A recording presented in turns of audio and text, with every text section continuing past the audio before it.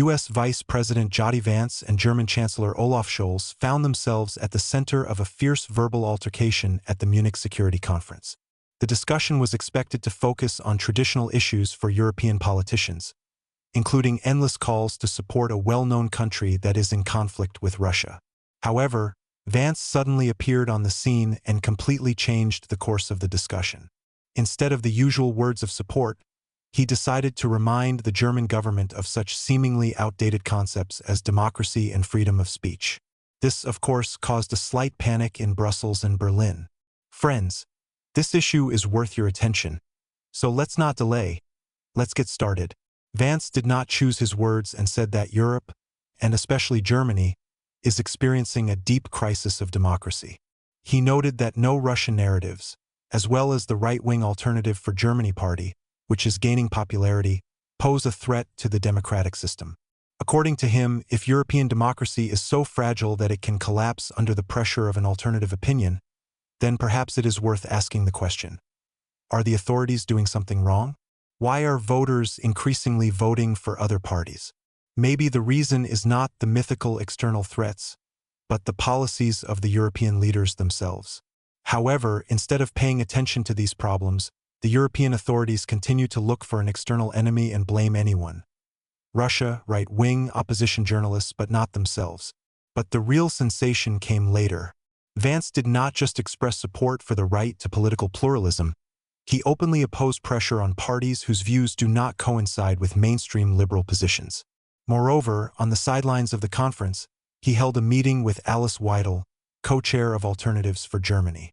Such a move, of course, caused a real shock among officials and German politicians, accustomed to living in a paradigm where only their opinion is the only true one, and all those who disagree automatically turn into a threat to democracy. The reaction of the German press was not long in coming. Articles immediately appeared in leading publications about Wen's unacceptable ties to the German right, and that the U.S. vice president was allegedly contributing to the growth of populism and radicalization of European society. This term has become a brand used to denote any movement that dares to question the policies of Brussels and Berlin. Vance did not stop there and recalled the recent cancellation of elections in one of the Eastern European countries under the pretext of fighting Russian narratives. It's strange, but it's not a democracy, he said. Obviously, in some parts of Europe, democracy now means canceling elections if the current government doesn't like the results. It is not surprising that after such statements, indignant voices were heard from Brussels and Berlin. After all, it's not customary to talk about such things out loud. Scholz, of course, could not leave such audacious statements unanswered. In his usual manner, he immediately condemned any attempts to cooperate with right-wing parties, reaffirmed his commitment to the idea of a political firewall, and, of course, criticized Vance for being an American politician who decided to lecture Europeans on democracy. But the most striking moment was Scholz's statement that the German government could impose a state of emergency in the country in order to finance a well-known country in conflict with Russia. Yes, there is an economic crisis in Germany, a record number of bankruptcies, and impoverishment of the population, but there are things much more important than the well-being of citizens. And if it means temporarily restricting democracy, well, that's the price of European values. Berlin's reaction to the issue of financing political parties was particularly interesting. This is democracy in action, the officials said. But if Elon Musk suddenly expresses sympathy for the Alternative for Germany, this is already disgusting and interference in the democratic process. Obviously, in the new European logic, freedom of speech and political support are acceptable only if they work in the right direction. Otherwise, it is already a threat to democracy. When speech was a real cold shower for the German government. Next, I will quote his friends. His words sounded harsh, but perhaps even too honest for an audience accustomed to a comfortable environment in which criticism is allowed only in one direction. The panic in Brussels and Berlin has shown how unexpected these theses have become for the European elites. However, Germany will continue to adhere to its chosen course. And if the citizens of a country suddenly start asking uncomfortable questions or supporting the wrong parties, then you can always blame it on Russian narratives and the threat to democracy. The main thing is not to think about why the electorate continues to stubbornly vote the wrong way. And now listen to the most vivid episodes from the speech. This is extremely interesting. Quote: We gathered at this conference, of course, to discuss security issues. We usually mean threats to our external security. I see many great military leaders gathered here today. But although the Trump administration is very concerned about European security and seeks a reasonable settlement between Russia and a well-known country that is in conflict with Russia, we also believe that in the coming years it is important for Europe to take a big step forward in ensuring its own defense. The threat that worries me most about Europe is not Russia, China, or any other external factor. I am concerned about the threat from within Europe's retreat from some of the fundamental principles that the United States of America shares. I was struck by the fact that a former European commissioner recently appeared on television and expressed delight that the Romanian government had just annulled the election results. He warned that if things don't go according to plan, the same thing could happen in Germany. These cavalier statements shock Americans. For many years, we have been told that everything we finance in the name of our shared democratic values, from our policy towards a well-known country in conflict with Russia to digital censorship, is presented as a defense of democracy. But when we see European courts canceling elections and high-ranking officials threatening to cancel others, we have to ask ourselves, are we meeting high standards? And I say we because I am deeply convinced that we are on the same team. We should not just talk about democratic values, we should live by them. Think about it. Who was on the side of censorship, the closure of churches, and the cancellation of elections in this struggle? Were they good guys? Of course not. Washington has a new sheriff under the leadership of Donald Trump. We may disagree with your views, but we will fight for your right to express your opinion in a public square, whether you agree or not. Now, of course, the situation has deteriorated so much that in December of this year, Romania actually canceled the results of the presidential election, based on weak suspicions of the special services and enormous pressure from its neighbors on the continent. As far as I understand it, the argument was that Russian disinformation infected the Romanian elections. But I would ask my European friends to look at the situation from a different angle. You may think it's wrong when Russia buys ads on social media to influence your election. Of course, we think the same way. You can condemn it even on the world stage. But if your democracy can be destroyed by several $100,000 of digital advertising from another country, then it was not very strong initially. The good news is that I consider your democracy to be much less fragile than many fear. And I really believe that if our citizens are given the opportunity to express their opinions, they will become even stronger. Of course, this brings us back to Munich, where the organizers of this very conference banned lawmakers representing populist parties from both the left and the right from participating in these discussions. And again, we don't have to agree with everything or anything that people say. But when political leaders represent an important constituency, we must at least engage in dialogue with them. Haven't we learned anything? That thin mandates produce unstable results? But so much valuable can be achieved with the help of a democratic mandate, which I think will come from being more sensitive to the voices of your citizens. If you want to have a competitive economy, if you want to have affordable energy and reliable supply chains, then you need management mandates because you will have to make difficult choices to have all these things.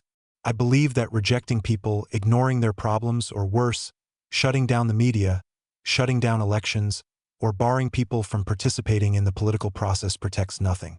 In fact, this is the surest way to destroy democracy. Expressing opinions is not interference in elections, even if people express opinions outside your country and even if these people are very influential. And believe me, I'm saying this without humor at all. If American democracy can survive 10 years of Greta Thunberg swearing, you guys can survive a few months of Elon Musk. But what democracy, neither American, nor German, nor European, will survive is telling millions of voters that their thoughts and concerns, their aspirations, their pleas for help are invalid or unworthy of even consideration. Democracy is based on the sacred principle that the voice of the people matters. There is no place for firewalls here. You either support this principle or you don't. The European people have the right to vote. European leaders have a choice. Should they be afraid of the future? End of quote. Dear friends, the German elections are not just about voting for a new chancellor. This is a fork in the road where Europe will either continue to slide into chaos and endless crises, or finally realize that the era of thoughtless decisions made under external pressure is coming to an end. Who would have thought that the fate of the entire European Union would be in the hands of German voters? But let's look at what's really going on. Olaf Scholz, with his restraint and almost mechanical equanimity, strives to stay in the Chancellor's chair. From the first days of his rule, Scholz tried to position himself as a pragmatist, a politician who does not give in to emotions. His equanimity, which many consider to be a virtue, is in fact often perceived as a lack of flexibility and the ability to respond promptly to challenges. Germany is facing serious economic and social problems. A slowdown in GDP growth, rising unemployment, and an energy crisis caused by the abandonment of cheap Russian gas. However, instead of offering a strategy to overcome the crisis, the Scholz government is acting by inertia, trying not to take drastic steps that could change the situation. The most striking example of Scholz's policy was his position on the issue of military assistance to a well-known country that is in conflict with Russia. On the one hand, Germany has provided significant financial and military support, allocating billions of euros. However, unlike other coalition colleagues, Scholz was in no hurry to transfer long-range Taurus missiles. His hesitation was explained not so much by pacifism as by awareness of the consequences. The supply of such weapons would mean Germany's transition from the category of financial donors of the conflict to the category of active participants in it, which could lead to a serious escalation in relations with Russia. However, even this caution has not changed the main thing. The course towards unconditional support of a well-known country remains. This means that Germany will continue to allocate billions of euros for military and economic assistance to a well-known country, despite internal economic difficulties. All this makes one wonder, is such a policy a manifestation of pragmatism, or is it an attempt to save one's face in front of the Allies, ignoring the consequences for one's own country? Friedrich Merz is a much more determined figure. He is being called the next chancellor, and he well deserves this reputation. The only question is, it was he who earned it by striving to turn Germany into an even more hawkish force.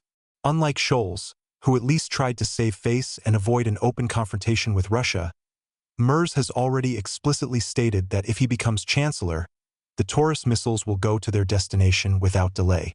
That is, he does not just want to continue the current course, he wants to bring it to its logical conclusion, namely to the collapse of European security and the transformation of Germany into an even more dependent state mechanism on the United States.